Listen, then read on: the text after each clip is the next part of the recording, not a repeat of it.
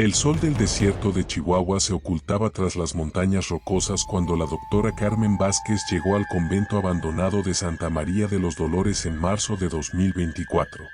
Como historiadora especializada en archivos eclesiásticos, había sido contratada por el Obispado de Chihuahua para catalogar los documentos históricos antes de que el edificio fuera demolido para construir un centro comercial.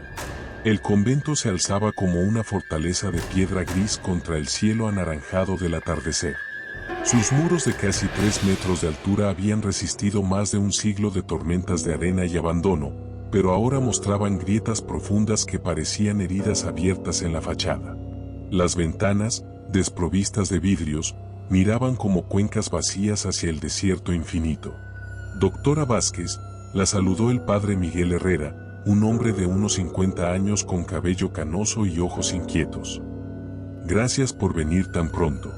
Como le expliqué por teléfono, necesitamos que revise todos los archivos antes del próximo mes. Carmen asintió, ajustando su mochila llena de equipos de digitalización. ¿Cuánto tiempo estuvo abandonado el convento? Oficialmente, desde 1965. Las últimas monjas fueron trasladadas a otros conventos cuando la comunidad se volvió insostenible. Había algo en la forma en que el padre pronunció insostenible que hizo que Carmen frunciera el ceño. ¿Insostenible en qué sentido? El padre Herrera evitó su mirada, fijando la vista en las ruinas. Problemas administrativos. Nada más. Los archivos están en el sótano, en lo que solía ser la biblioteca. Tengo que regresar al pueblo antes del anochecer, pero volveré mañana temprano. ¿No se queda?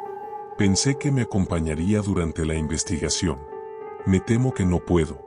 Ay, bueno, los lugareños tienen ciertas supersticiones sobre este lugar. Es mejor no tentar al destino quedándose después del anochecer. Carmen, una mujer de 35 años acostumbrada a trabajar sola en archivos polvorientos, no se sintió intimidada por las supersticiones locales. No se preocupe, padre.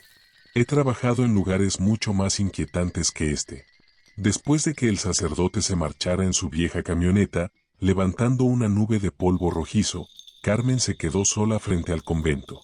El silencio del desierto era absoluto, roto solo por el viento que silbaba entre las piedras sueltas. La puerta principal, de madera maciza reforzada con hierro forjado, se abrió con un gemido que resonó en los pasillos vacíos. El interior del convento conservaba un aroma a incienso rancio mezclado con algo más, algo que Carmen no pudo identificar pero que le resultó desagradable. Los pasillos estaban flanqueados por celdas pequeñas, cada una con una puerta de madera carcomida por el tiempo. Carmen encendió su linterna LED y comenzó a explorar. Las paredes estaban decoradas con frescos religiosos que el tiempo había descolorido, pero aún se podían distinguir figuras de santos y vírgenes con expresiones que, bajo la luz vacilante, parecían más amenazantes que benévolas. En el centro del convento se encontraba la capilla principal, con un altar de mármol blanco que contrastaba dramáticamente con la oscuridad circundante. Sobre el altar, un crucifijo de madera tallada se alzaba imponente, pero Carmen notó algo perturbador. La figura de Cristo tenía los ojos abiertos y parecían seguir sus movimientos. Solo son trucos de la luz, se murmuró a sí misma, pero aceleró el paso hacia las escaleras que conducían al sótano. El sótano del convento era un laberinto de pasillos estrechos y habitaciones pequeñas. Carmen siguió las indicaciones del padre Herrera hasta llegar a lo que había sido la biblioteca. La habitación era más grande de lo que esperaba, con estanterías de madera que se extendían desde el suelo hasta el techo abovedado. Pero lo que realmente llamó su atención fueron las cajas de documentos apiladas en el centro de la habitación.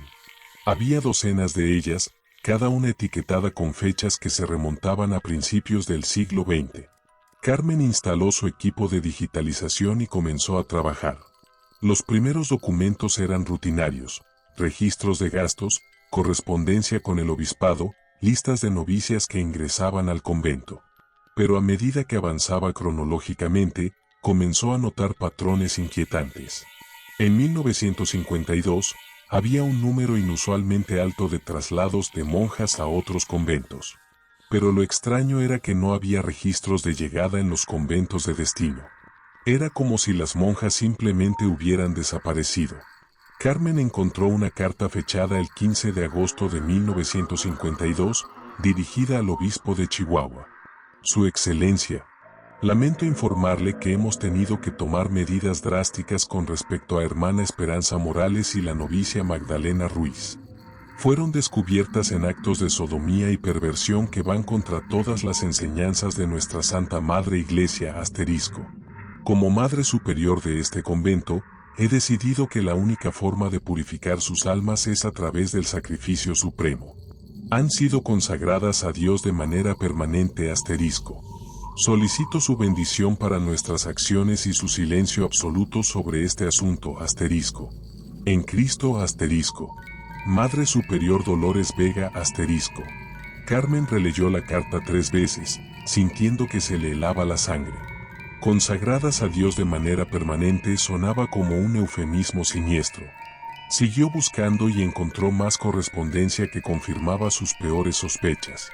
Una carta del obispo, fechada una semana después, decía simplemente: apruebo sus acciones. Que este asunto nunca sea mencionado nuevamente. Pero el documento más perturbador era un diario personal de la Madre Superior Dolores, escrito en una caligrafía temblorosa. 16 de agosto de 1952. He cumplido con la voluntad de Dios. Esperanza y Magdalena han sido purificadas de sus pecados carnales. Las llevamos a las catacumbas durante la tormenta de arena, cuando nadie podía vernos. *. Magdalena lloró y suplicó hasta el final. Esperanza se mantuvo desafiante, maldiciendo mi nombre incluso cuando la tierra comenzó a cubrir su rostro. Pero era necesario. La pureza del convento debe ser preservada *. Hermana Catalina y hermana Teresa me ayudaron. Ellas entienden la importancia de mantener la santidad de nuestro hogar sagrado. *. Dios me perdone, pero no me arrepiento. Carmen sintió náuseas. Había encontrado evidencia de asesinato, encubierto por la Iglesia durante más de 70 años. Pero había más. Mucho más. Siguió leyendo y descubrió que Esperanza y Magdalena no habían sido las únicas víctimas. El diario de la Madre Superior documentaba al menos una docena de purificaciones similares entre 1950 y 1964. Monjas acusadas de diversos pecados, algunas por cuestionar la autoridad, otras por mantener correspondencia con familiares, y varias más por comportamiento inmoral que nunca se especificaba claramente. Todas habían sido enterradas vivas en las catacumbas del convento. Carmen encontró un plano del sótano, dibujado a mano por la propia Madre Superior. Mostraba una sección del convento que no aparecía en los planos oficiales, un área marcada como catacumbas de purificación que se extendía debajo de la capilla principal. Mientras estudiaba el plano, Carmen escuchó algo que la hizo levantar la cabeza bruscamente. Era un sonido suave, casi imperceptible, como si alguien estuviera llorando en la distancia. Se quedó inmóvil, conteniendo la respiración. El sonido se repitió, más claro esta vez. Definitivamente era llanto, y venía de algún lugar más profundo en el sótano. Carmen tomó su linterna y siguió el sonido. El plano indicaba que había una entrada a las catacumbas detrás de la biblioteca, oculta detrás de una estantería móvil. Efectivamente, cuando empujó la estantería del extremo derecho, ésta se deslizó revelando un pasillo estrecho que descendía hacia la oscuridad. El aire que salía de allí era frío y húmedo, cargado de un olor a tierra y algo más, algo orgánico y descompuesto. El llanto se había detenido, pero Carmen podía sentir una presencia en la oscuridad, como si algo la estuviera observando desde las profundidades. ¿Hay alguien ahí?, gritó, su voz resonando en el pasillo.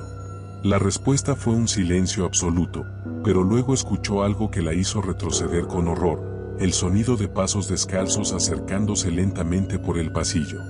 Carmen apagó su linterna y se escondió detrás de la estantería, el corazón latiendo tan fuerte que estaba segura de que se podía escuchar en todo el sótano. Los pasos se detuvieron justo al otro lado de la estantería. Carmen podía escuchar una respiración laboriosa, como si alguien hubiera estado corriendo, o como si le costara trabajo respirar. Entonces escuchó una voz, suave y femenina, que susurraba en la oscuridad. ¿Vienes a ayudarnos? Hemos estado esperando tanto tiempo. Carmen contuvo un grito. La voz sonaba joven, desesperada y completamente real. Por favor, no nos dejes aquí abajo, ¿no otra vez? Carmen encendió su linterna de golpe, iluminando el pasillo. No había nadie allí, pero en el suelo polvoriento podía ver claramente las huellas de pies descalzos, pequeños y delicados, como los de una mujer joven. Las huellas conducían de regreso hacia las profundidades de las catacumbas. Carmen tomó una decisión que cambiaría su vida para siempre. Guardó los documentos más importantes en su mochila y siguió las huellas hacia la oscuridad, determinada a descubrir la verdad completa sobre lo que había pasado en el convento de Santa María de los Dolores. Mientras descendía por el pasillo, no se dio cuenta de que detrás de ella, la estantería se deslizaba lentamente de vuelta a su posición original, sellando la entrada a las catacumbas. En la oscuridad de las profundidades, algo que había estado esperando durante décadas finalmente había encontrado a alguien dispuesto a escuchar su historia. Y no tenía intención de dejarla ir. Carmen descendió por el pasillo de piedra, su linterna creando un círculo de luz vacilante en la oscuridad absoluta. Las paredes estaban húmedas y cubiertas de un musgo verdoso que desprendía un olor a putrefacción. El aire se volvía más denso con cada paso, como si la propia atmósfera estuviera cargada de secretos enterrados. Las huellas de pies descalzos continuaban adelante, perfectamente preservadas en el polvo acumulado durante décadas. Carmen la siguió como un detective siguiendo pistas, pero cada paso la alejaba más de la seguridad de la biblioteca y la adentraba en las entrañas del convento maldito. Después de caminar durante lo que parecieron horas, el pasillo se abrió hacia una cámara circular de unos 10 metros de diámetro. Carmen dirigió su linterna hacia las paredes y contuvo un grito de horror. Las paredes estaban cubiertas de nichos tallados en la piedra, cada uno del tamaño perfecto para contener un cuerpo humano. Pero estos no eran nichos vacíos, en muchos de ellos podía distinguir formas envueltas en tela descompuesta, restos de lo que una vez habían sido hábitos religiosos. En el centro de la cámara había una mesa de piedra, manchada con algo oscuro que Carmen prefirió no identificar. Sobre la mesa, grabadas en la piedra, había palabras en latín, purificatio per mortem, purificación por la muerte. Carmen contó los nichos ocupados. Había al menos 20 cuerpos, todos de mujeres jóvenes a juzgar por el tamaño de los restos. 20 monjas que habían sido asesinadas y enterradas en secreto, sus muertes encubiertas por la iglesia durante décadas. Mientras examinaba la macabra cámara, Carmen escuchó nuevamente el llanto. Esta vez venía de uno de los nichos en la pared opuesta. Se acercó lentamente, el haz de su linterna temblando en sus manos. En el nicho, envuelto en los restos de un hábito blanco, yacía el esqueleto de una mujer joven. Pero lo que hizo que Carmen retrocediera con horror fueron las marcas en los huesos, arañazos profundos en las costillas y el esternón, como si la víctima hubiera tratado desesperadamente de liberarse de algo que la aprisionaba. «Fui enterrada viva», susurró una voz detrás de Carmen. Carmen se giró bruscamente y su linterna iluminó la figura de una mujer joven vestida con un hábito religioso. Su rostro era pálido como la luna, con ojos oscuros que brillaban con una luz propia.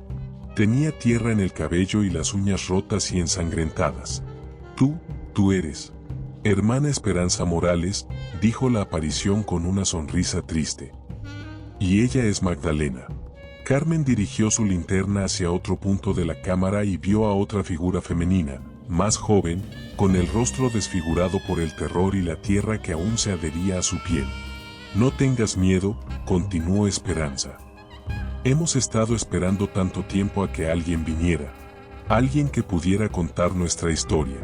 Carmen trató de mantener la calma, aunque todo su entrenamiento académico le decía que lo que estaba viendo era imposible. ¿Qué les pasó exactamente? Esperanza se acercó lentamente, sus pies descalzos no haciendo ruido sobre la piedra. Nos amábamos.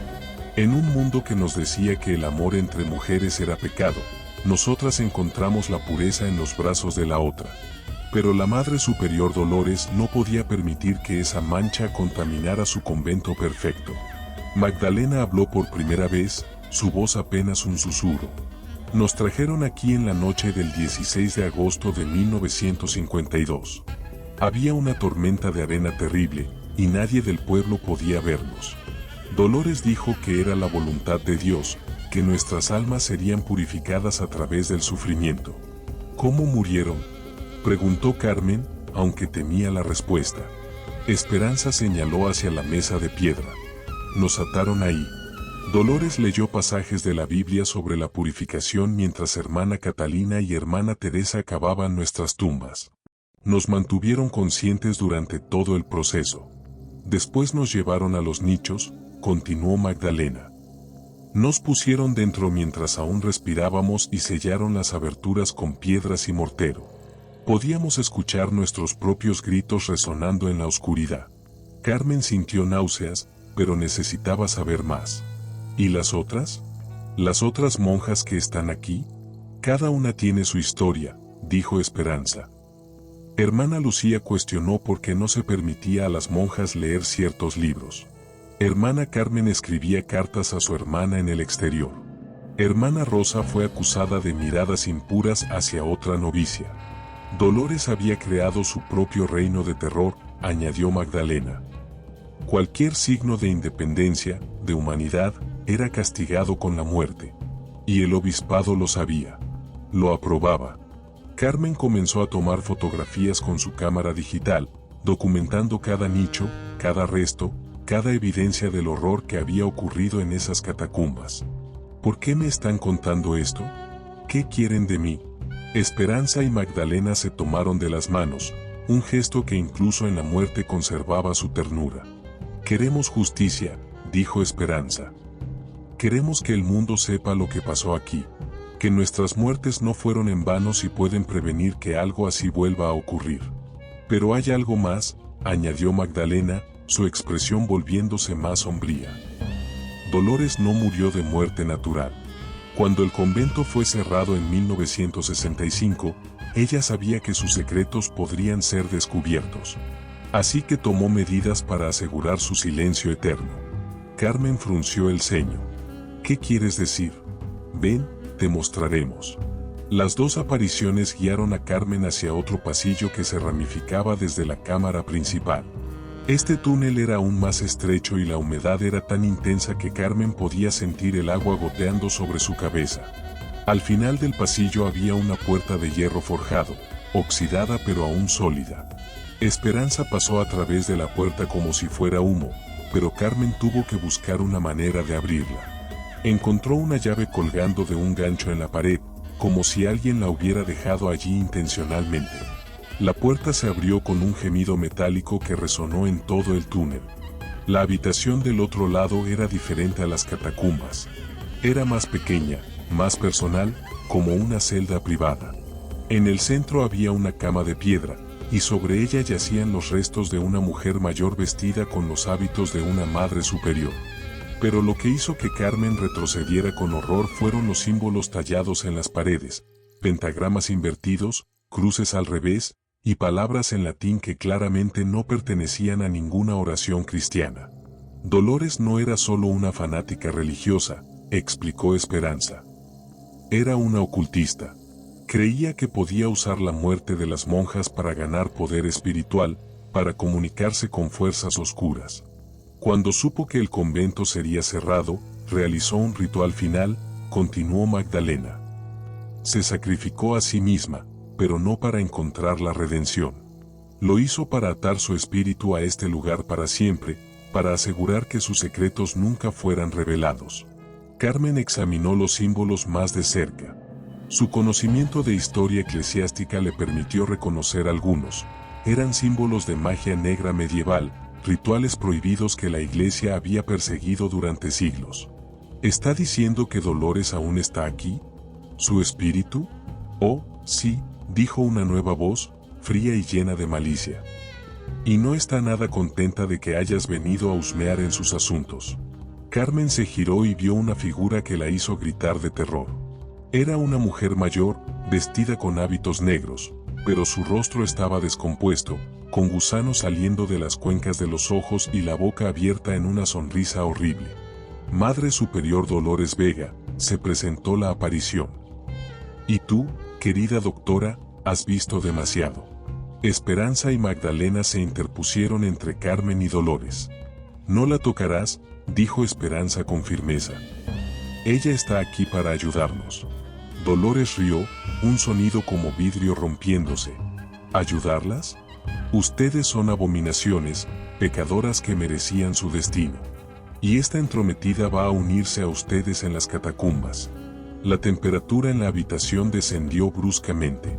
Carmen podía ver su aliento formando nubes de vapor, y las paredes comenzaron a sudar una sustancia rojiza que olía a sangre. «Corre», le gritó Magdalena. «Sal de aquí ahora. Nosotras la detendremos». «Pero los documentos, la evidencia...» «Ya tiene suficiente», dijo Esperanza. «Ve y cuenta nuestra historia. Es lo único que importa». Carmen no necesitó más persuasión. Corrió hacia el pasillo mientras detrás de ella escuchaba los gritos de batalla entre los espíritus de las monjas asesinadas y su verdugo. Las paredes temblaban como si el propio convento estuviera siendo sacudido por fuerzas sobrenaturales. Cuando llegó a la cámara principal de las catacumbas, Carmen se detuvo el tiempo suficiente para tomar más fotografías de los nichos y los restos. Esta evidencia era crucial para exponer los crímenes que habían ocurrido allí. Pero mientras fotografiaba, escuchó pasos pesados acercándose por el pasillo. Dolores había vencido a las otras monjas y venía por ella. Carmen corrió hacia la salida, pero cuando llegó al lugar donde debería estar la entrada a la biblioteca, encontró solo una pared sólida de piedra. La estantería se había cerrado, sellándola dentro de las catacumbas. «No hay escape, querida», dijo la voz de Dolores, ahora muy cerca. «Te unirás a mis otras niñas en sus nichos eternos». Carmen golpeó desesperadamente la pared, buscando algún mecanismo de apertura. Sus manos encontraron una palanca oculta detrás de una piedra suelta, y la estantería comenzó a moverse lentamente. Pero no lo suficientemente rápido. Carmen podía sentir la presencia helada de Dolores justo detrás de ella, y unas manos espectrales tratando de agarrar su cuello. Con un último esfuerzo desesperado, Carmen se lanzó a través de la abertura parcial de la estantería, raspándose los brazos y las piernas contra la piedra rugosa. Cayó en el suelo de la biblioteca, jadeando y temblando. Detrás de ella, la estantería se cerró con un golpe final, y escuchó el grito de frustración de Dolores resonando desde las profundidades.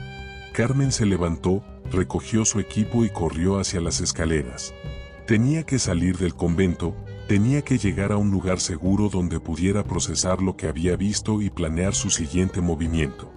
Pero mientras subía las escaleras, escuchó la voz de Esperanza una última vez, suave y llena de esperanza.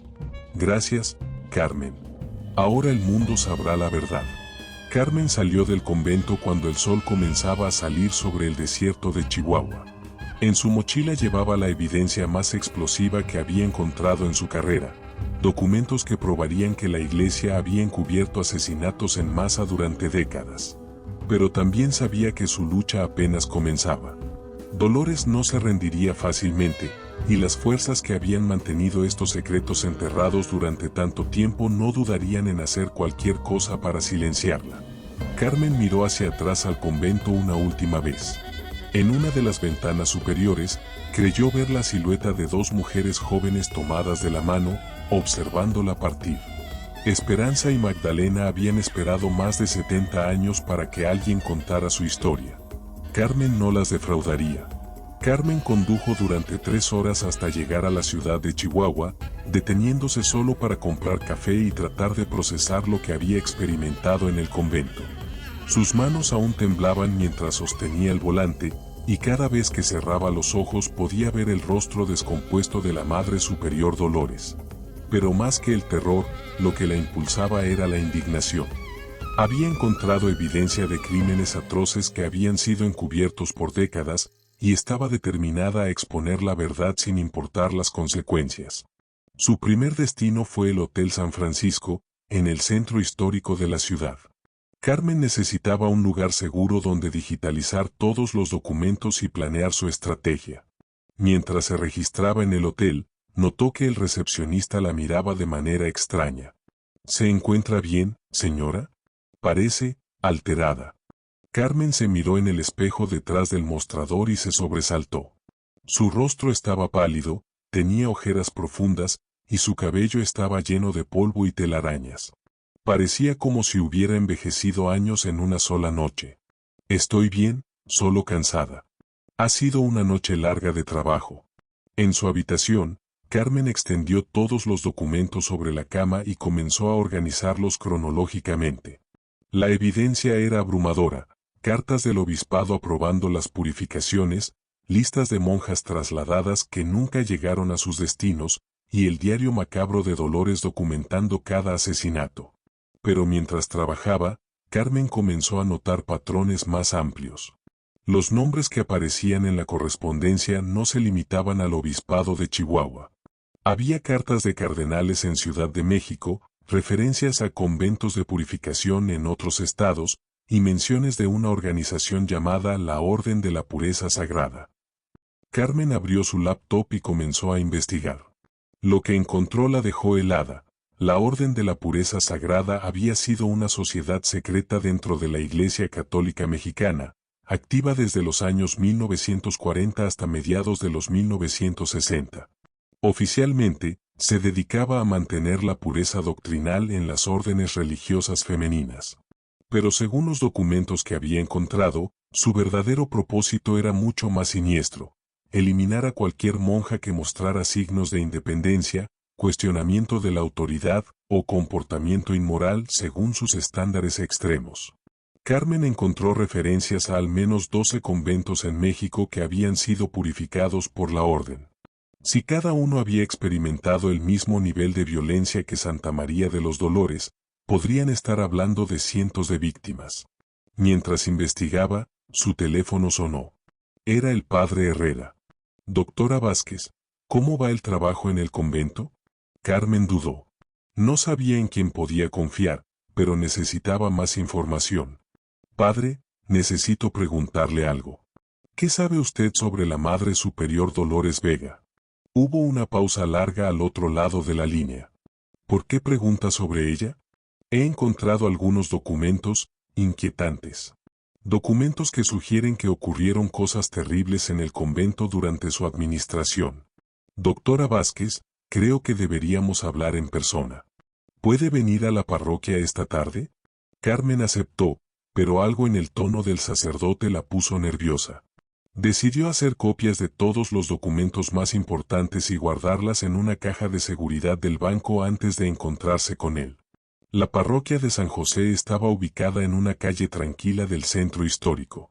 Era un edificio colonial hermoso, con fachada de cantera rosa y un campanario que se alzaba hacia el cielo azul del desierto. El padre Herrera la recibió en su oficina, una habitación pequeña llena de libros teológicos y crucifijos. Pero Carmen notó inmediatamente que no estaba solo. Había otro hombre presente, mayor, vestido con sotana negra y collar episcopal. Doctora Vázquez, le presento al obispo Ramírez. Él quería conocerla personalmente. El obispo era un hombre de unos 70 años, con cabello blanco y ojos azules penetrantes. Su presencia llenaba la habitación con una autoridad que Carmen encontró intimidante. Doctora Vázquez, dijo el obispo con voz grave. El padre Herrera me ha contado sobre sus descubrimientos en el convento. Me temo que ha tropezado con asuntos muy delicados. ¿Delicados? Carmen no pudo ocultar su indignación. Obispo, he encontrado evidencia de asesinatos en masa. Monjas que fueron enterradas vivas por una fanática religiosa, con la aprobación explícita de la Iglesia. El obispo suspiró profundamente. Doctora, usted no entiende el contexto histórico. Los años 1950 fueron tiempos muy difíciles para la Iglesia en México. Había presiones políticas enormes, amenazas de secularización. Algunas medidas extremas fueron tomadas para preservar la pureza de nuestras instituciones. Carmen no podía creer lo que estaba escuchando. ¿Está justificando el asesinato? No estoy justificando nada, respondió el obispo firmemente. Pero tampoco puedo permitir que estos asuntos del pasado dañen la reputación de la Iglesia en el presente. Doctora, le ofrezco un trato. Entregue todos los documentos que encontró, y la Iglesia se asegurará de que reciba una compensación muy generosa por su silencio. Carmen se puso de pie bruscamente. ¿Me está ofreciendo dinero para encubrir crímenes? Le estoy ofreciendo la oportunidad de evitar consecuencias muy desagradables, dijo el obispo, su tono volviéndose amenazante. Doctora, usted es una académica respetada con una carrera prometedora. Sería una lástima que esa carrera se viera arruinada por acusaciones de inestabilidad mental. Carmen entendió la amenaza implícita.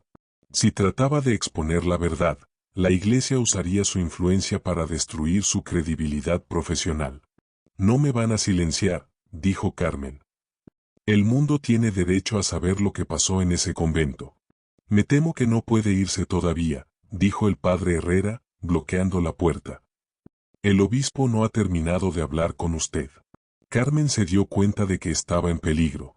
Estos hombres no eran simplemente clérigos tratando de proteger la reputación de la Iglesia, eran parte de la misma conspiración que había permitido los asesinatos en el convento.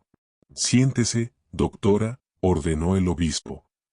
Tenemos mucho de qué hablar. Pero antes de que Carmen pudiera responder, las luces de la oficina comenzaron a parpadear.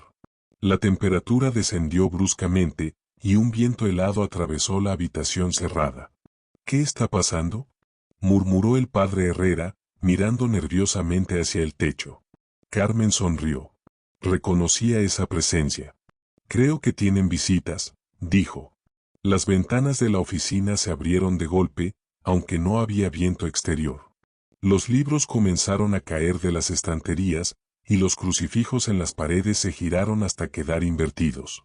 Entonces aparecieron. Esperanza y Magdalena se materializaron en el centro de la oficina, sus formas espectrales brillando con una luz propia.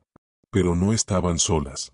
Detrás de ellas había al menos una docena de otras figuras femeninas, todas vestidas con hábitos religiosos, todas con expresiones de justicia implacable. Obispo Ramírez, dijo Esperanza con voz que resonaba como el eco de una catedral. Hemos venido a cobrar una deuda muy antigua. El obispo retrocedió, su rostro pálido de terror. Esto es imposible. Ustedes están muertas. Sí, estamos muertas, respondió Magdalena. Asesinadas por órdenes suyas y de hombres como usted. Pero la muerte no nos ha silenciado. Una de las otras apariciones, una mujer mayor que Carmen reconoció de las fotografías como hermana Lucía, se acercó al padre Herrera. Miguel Herrera, dijo. Tú sabías lo que había pasado en el convento. Tu propio tío fue uno de los sacerdotes que ayudó a encubrir los crímenes. Y ahora tratas de silenciar a quien busca la verdad. El padre Herrera cayó de rodillas, temblando. Yo solo seguía órdenes. No sabía. Mentiroso, gritaron todas las apariciones al unísono. El obispo trató de llegar a la puerta, pero ésta se cerró de golpe antes de que pudiera alcanzarla. No pueden escapar de la justicia para siempre, dijo Esperanza. Carmen, toma los documentos que necesitas. Nosotras nos encargaremos de estos hombres. Carmen aprovechó la distracción para revisar rápidamente los archivos de la oficina del padre Herrera. Encontró más evidencia, correspondencia reciente sobre la demolición del convento, planes para construir el centro comercial específicamente para enterrar cualquier evidencia restante, y una lista de otros sitios problemáticos que la Iglesia quería eliminar. Mientras Carmen trabajaba, las apariciones rodearon al obispo y al padre Herrera. No los tocaron físicamente, pero su sola presencia parecía estar causando un efecto devastador en los dos hombres. El obispo había comenzado a envejecer visiblemente, su cabello volviéndose completamente blanco, y el padre Herrera estaba murmurando oraciones incoherentes.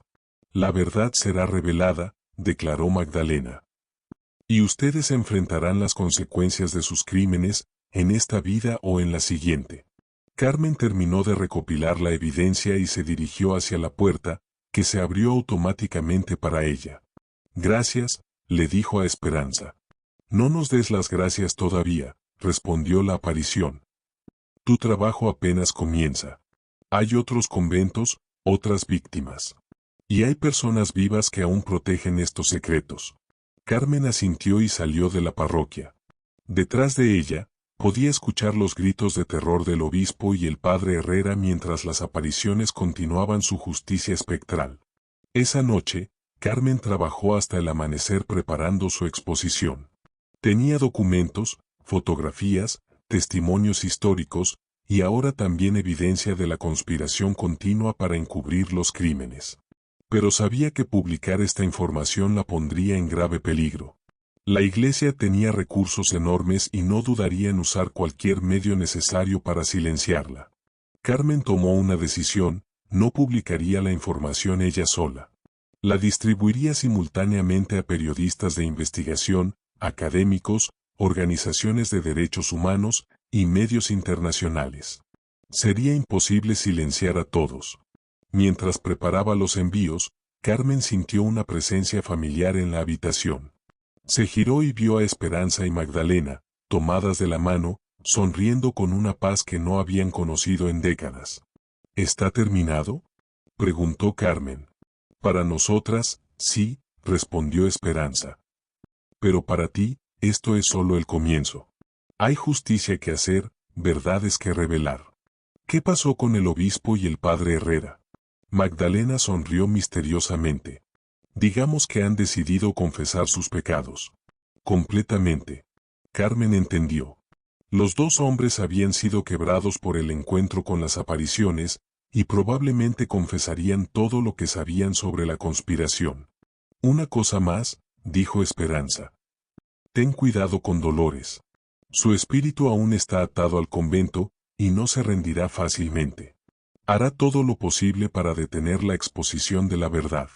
Carmen asintió. Sabía que su enfrentamiento final con la Madre Superior Dolores era inevitable. Pero esta vez, estaría preparada. 3 días después de su encuentro en la parroquia, Carmen recibió una llamada que confirmó sus peores temores. El obispo Ramírez había sido encontrado muerto en su oficina, aparentemente de un infarto masivo. El padre Herrera había sufrido una crisis nerviosa completa y había sido internado en un hospital psiquiátrico, donde no dejaba de murmurar sobre monjas muertas que venían por él. Pero antes de morir, el obispo había hecho algo inesperado: había confesado todo. En una carta dirigida al Vaticano, había admitido la existencia de la Orden de la Pureza Sagrada y su papel en los asesinatos de cientos de monjas durante las décadas de 1950 y 1960.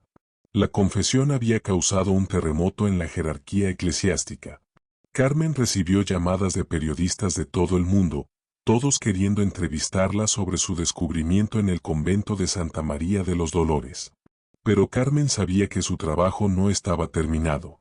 Tenía que regresar al convento una última vez, no solo para obtener más evidencia, sino para enfrentar a la fuerza malévola que había orquestado décadas de horror. Esta vez, Carmen no fue sola. La acompañó un equipo de investigadores forenses de la Universidad Nacional, un documentalista independiente llamado Roberto Mendoza, y sorprendentemente, una monja joven llamada Hermana Patricia, quien había sido enviada por una orden progresista para servir como testigo oficial de la Iglesia. Doctora Vázquez, dijo Hermana Patricia mientras se acercaban al convento, quiero que sepa que no todos en la Iglesia apoyamos el encubrimiento de estos crímenes. Hay muchos de nosotros que queremos que la verdad sea revelada, sin importar cuán dolorosa sea. Carmen apreciaba el apoyo, pero estaba preocupada por la seguridad del grupo. Dolores había demostrado ser extremadamente peligrosa, y no sabía qué podría hacer para proteger sus secretos. El convento se veía diferente bajo la luz del día. Los muros de piedra gris parecían menos amenazantes, y el desierto circundante tenía una belleza austera que Carmen no había notado durante su primera visita nocturna. Pero a medida que se acercaron a la entrada principal, Carmen notó señales inquietantes. Los pájaros que normalmente anidaban en las ruinas habían desaparecido, y había un silencio antinatural que se extendía por millas a la redonda. ¿Sienten eso?, preguntó Roberto, el documentalista, ajustando su cámara. Es como si el aire mismo estuviera cargado de electricidad. El equipo forense comenzó inmediatamente a trabajar, instalando equipos de detección de gases, cámaras de infrarrojo y dispositivos de medición electromagnética. Carmen los guió hacia el sótano y la entrada secreta a las catacumbas.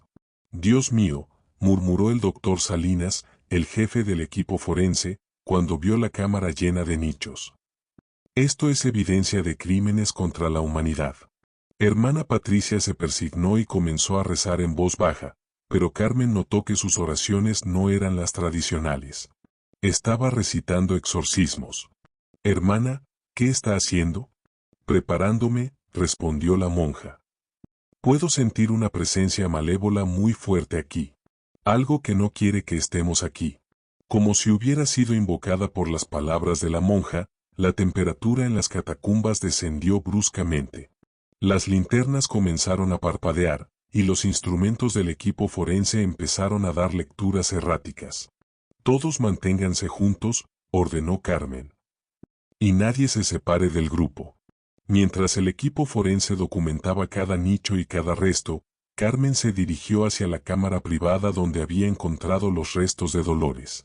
Necesitaba entender completamente los rituales que la Madre Superior había realizado, para poder contrarrestarlos si era necesario.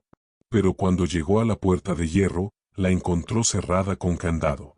Un candado que no había estado ahí durante su visita anterior. «Roberto, ¿puedes filmar esto?», pidió Carmen. «Alguien ha estado aquí después de mi primera visita». Roberto enfocó su cámara en la puerta mientras Carmen examinaba el candado. Era nuevo, moderno, completamente fuera de lugar en las catacumbas antiguas. «Doctora Vázquez», gritó el doctor Salinas desde la cámara principal. «Necesita ver esto inmediatamente». Carmen regresó corriendo y encontró al equipo forense reunido alrededor de uno de los nichos. El doctor Salinas tenía una expresión de confusión total. «Este cuerpo no puede tener más de una semana de muerto». Carmen se acercó y vio que tenía razón. En uno de los nichos que había estado vacío durante su primera visita, ahora yacía el cuerpo de un hombre de mediana edad vestido con ropa moderna. Su rostro mostraba una expresión de terror absoluto. «¿Quién es?», preguntó hermana Patricia. Carmen examinó los bolsillos del hombre y encontró una identificación: ingeniero Carlos Vega, el contratista encargado de la demolición del convento. «Es el hombre que iba a demoler este lugar», murmuró Carmen. «Dolores lo mató para proteger sus secretos». Como si hubiera escuchado su nombre, una risa horrible resonó por todas las catacumbas. Las paredes comenzaron a sudar una sustancia rojiza, y el olor a azufre llenó el aire. «Salgan todos de aquí», gritó hermana Patricia. «Ahora». Pero era demasiado tarde. Las entradas a las catacumbas se cerraron de golpe, sellando al grupo en el interior. Las luces se apagaron, dejándolos en una oscuridad absoluta rota solo por las pantallas de las